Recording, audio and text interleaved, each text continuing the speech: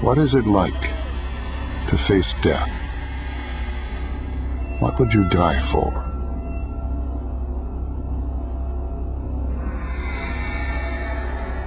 What would you kill for?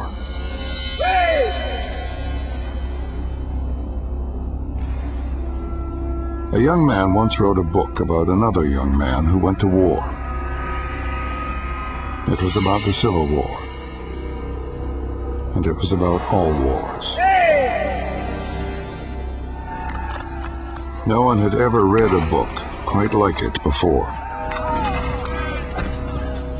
The book is about bravery and fear and failure, and what it is really like to be in combat. What it isn't about is heroes.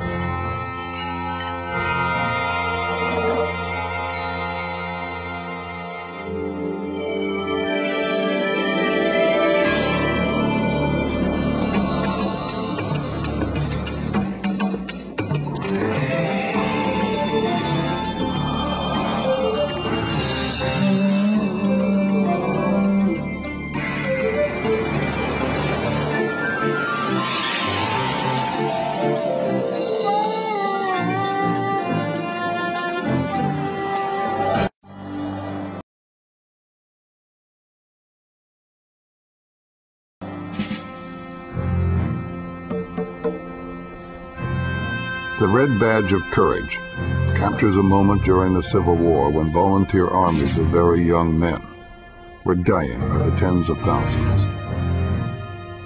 The book was written within 30 years of the war's end, and the memory of it still burned. There were few families that had been left unscarred by it. Over 500,000 men had died, almost as many as in all other wars America has fought before or since. The novel tells the story of 2 days in the life of a young man named Henry Fleming, an innocent farm boy who joins the Union Army.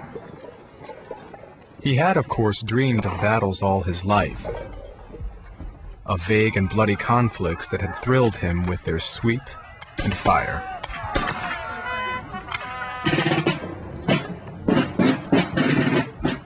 He fancies himself a hero until the stark reality of the battlefield hits him. Henry is suddenly faced with the key question of his life and of the book. Will he measure up?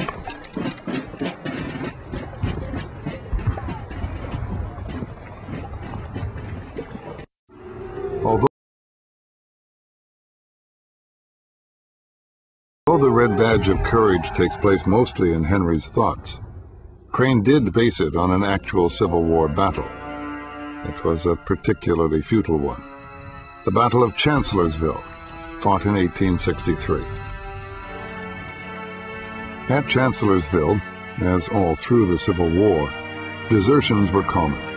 Some estimates go as high as a third. No soldier, including the volunteers of the Civil War, can anticipate what the terror of combat might make them do. And we tell young men to expect themselves to behave in ways that are really contrary to human nature. When nature says run, our military expectations are stay with the group. When nature says hide, our expectations are go forward. You're scared all the time, not just part of the time, all the time. I used to sit in that tank and my legs would go like this, and I'd put an ammunition can on them, loaded with ammunition to hold them down.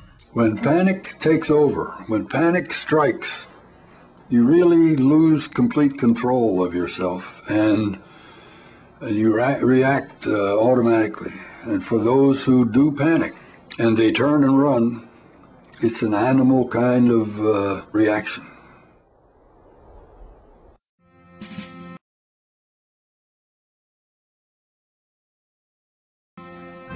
The ironic eye that Crane cast upon Henry and his battle wound was something new in war novels. Most books romanticized combat. Everyone was a hero, and the generals did most of the talking.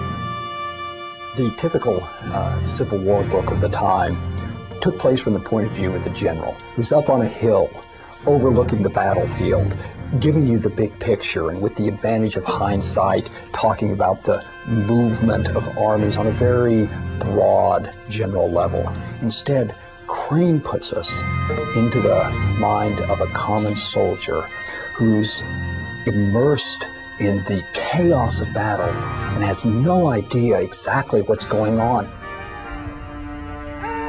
We're down on the field of battle in that confusion, and that seemed to people a level of realism and a new way of treatment of battle that they'd never seen before.